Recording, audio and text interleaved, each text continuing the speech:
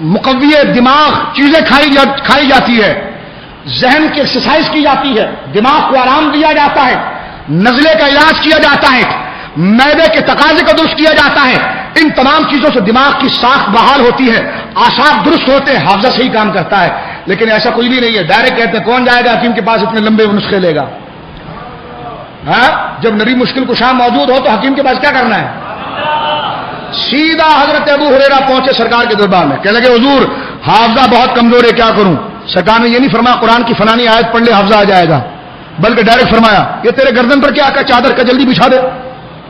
بولیے سبحان اللہ. اب دیکھو یہاں پر وظیفے کا کوئی لفظ نہیں ہے. جیسے ہی انہوں نے کہا یا رسول اللہ انی اسمع منک حدیثا کثیرا انساہ، حضور آپ سے میں درجنوں حدیثیں سنتا ہوں بھول جاتا ہوں، کیا کروں؟ سرکار نے فرمایا تیرے کاندھے پر کیا کا چادر کا بچھا. حضرت ابو ہریرہ نے یہ نہیں کہا حضور میں حافظہ مانگ رہا ہوں آپ کے نہیں چادر بچھانے سے کیا ہوگا، سو جاؤں؟ نہیں، وہ جانتے تھے کہ میں کسی عام آدمی کے آگے نہیں، اللہ کے خلیفہ کے آگے کھڑا ہوں، اللہ کے نائب کے آگے کھڑا ہوں.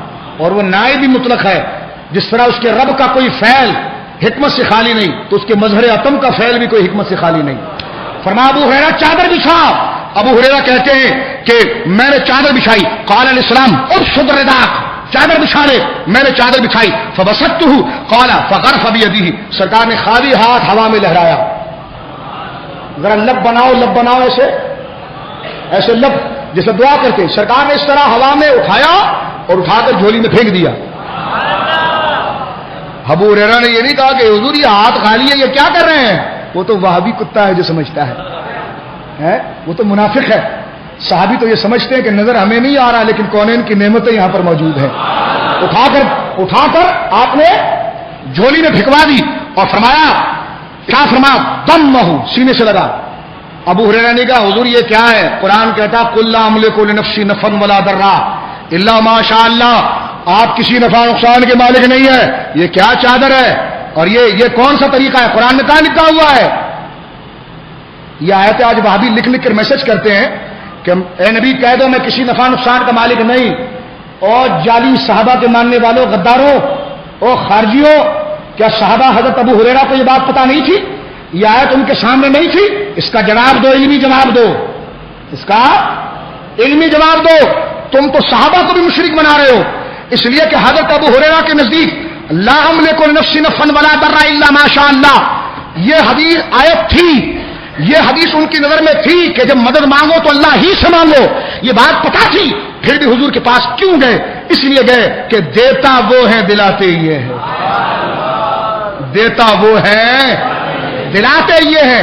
یہ ذاتی طور پر تو نفع کے مالک نہیں ہے، ذاتی طور پر تو نفع کے مالک نہیں ہے. یہ کہتے اگر نفع کے مالک ہیں تو اپنے چچا ابو طالب کو کلمہ کیوں نہیں پڑھایا ہے؟ اپنے چچا ابو طالب کو کلمہ کیوں نہیں پڑھایا؟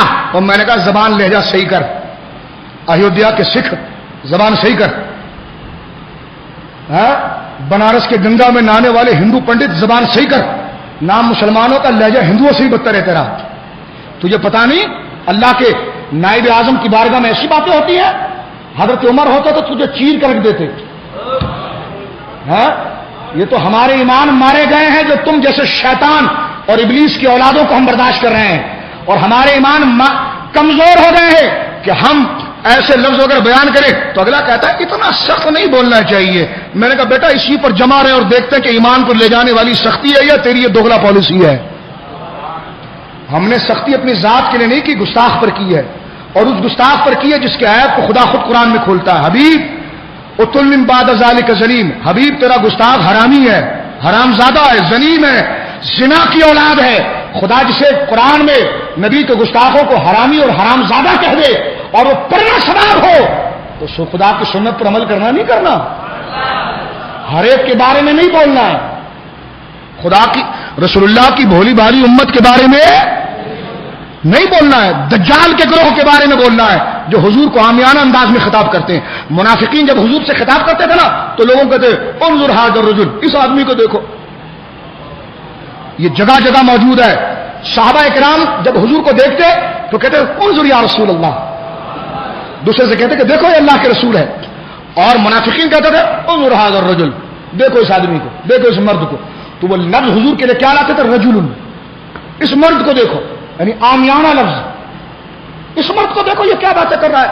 اور صحابہ کرام علیہ مردوان کہتے تو یا رسول اللہ، یا نبی اللہ، یا حبیب اللہ. تو بس یہ ورثہ امام احمد رضا کو ملا اور ان کے صدقے ہمیں ملا. اس پر ہمیں موت بھی قبول ہے، انشاءاللہ خاتمہ بھی خیر ہوگا. ہاں سمجھ رہے میری بات آپ؟ خاتمہ بھی خیر ہوگا. اب توجہ میری طرف رکھیے. حضرت ابو ہریرہ رضی اللہ تعالیٰ سے حضور نے فرمایا لب اٹھا کر پھینکی اس جھولی میں، فرمایا سینے سے لگا. وہ لام لکل نفسی نفن ولا درہ کو جانتے تھے. ایک لفظ یہاں پر رہ گیا، کہنے لگے کہ نفع کے مالک تھے تو ابو طالب کو کلمہ کیوں نہیں پڑھایا؟ میں نے کہا مسلم شریف کتاب الشفاعت اٹھا کر دیکھے. حضرت عباس نے خود حضور سے پوچھا حضور آپ کے چچا ابو طالب آپ کے ساتھ اتنی بھلائی کی ہے، حل نفع تھا، آپ نے ان کو نفع پہنچایا؟ یہ مسلم شریف کے الفاظ ہیں. کس کے الفاظ ہیں بولیے؟ کہتے رسول نفع نہیں دے سکتا. میں نے کہا حضرت عباس حضور کے چچا صحابی ہیں، حضور کے چہرے پر کہتے ہیں حضور آپ نے ابو طالب کو نفع پہنچایا؟ بولیے سبحان اللہ. یہ لفظ تو عام ہے لیکن یہ نفع نقصان انہوں نے ایک ہوا بنایا ہوا ہے. کیا بنایا ہوا؟ کہ یہ غیر خدا پر استعمال کرو گے تو شرک. حضرت عباس کہتے حل نفع تھا یا رسول اللہ، حضور آپ نے ابو طالب کو نفع پہنچایا؟ سرکار نے یہ نہیں کہا نفع لام لکل نفسی نفع ولا ضرہ، میں تو کوئی نفع نقصان کا مالک نہیں، بلکہ حضور فرماتے ہاں چچا میں نے نفع پہنچایا ہے. مسلم شریف پہنچایا. کہا حضور کیا؟ فرمایا وہ پہلے جہنم کے گڑھے کے اندر تھے، میری نسبت اور میری غلامی ان کو کام آئی.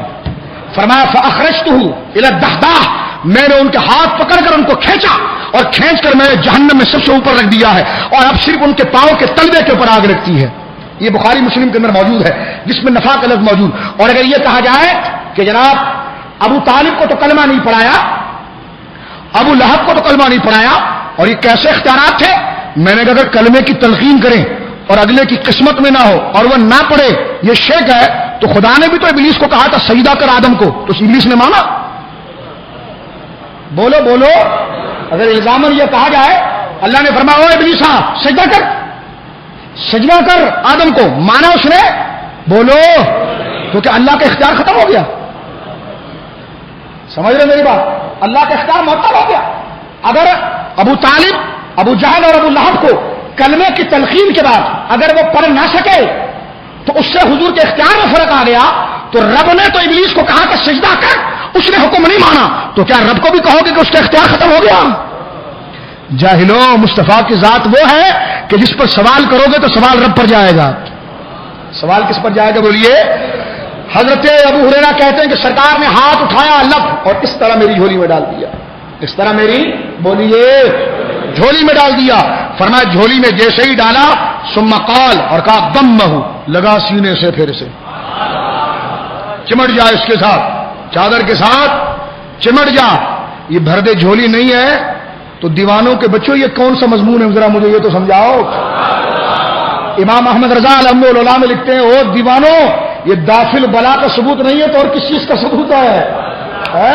تو فرمایا ضمہ، لگا سینے سے. فرمایا فضممتہ، حضرت ابو ہریرہ کہتے ہیں میں نے سینے سے لگایا. فما نسیت شیئا بعد، فرمایا اس کے بعد میں کوئی چیز نہیں بھولا، کوئی چیز.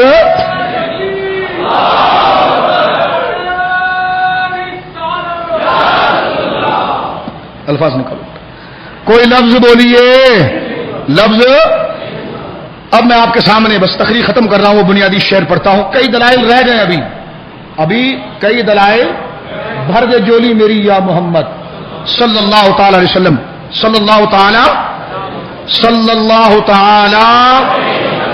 علیہ وسلم. ایک حدیث پاک سنیے، اور اس کے لیے بات یہ ضروری ہے کہ عطائے، اگر انبیاء اولیاء کو عطائے الہی کا مظہر اور خزانہ الہی کا قاسم جان کر مصطفیٰ کریم سے طلب اور آپ سے سوال کیا جائے تو یہ طلب صحابہ کے طریقے کے عین مطابق ہے. صحابہ کے طریقے کے بولیے.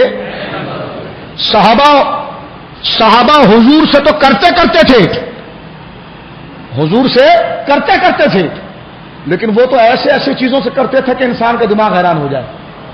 اس سے پہلے قرآن کی بات سنیے جو سورہ یوسف کے اندر ہے، جب حضرت یعقوب کی نظریں کم ہو گئی، حضرت یعقوب کی نظریں اور بھائیوں کا ملاپ ہو گیا یوسف علیہ السلام سے. کہا باپ تو نابینا ہو گئے ہیں، یوسف علیہ السلام نے نہیں کہا کہ ان کو کہو سجدے میں جا کے دعا کریں.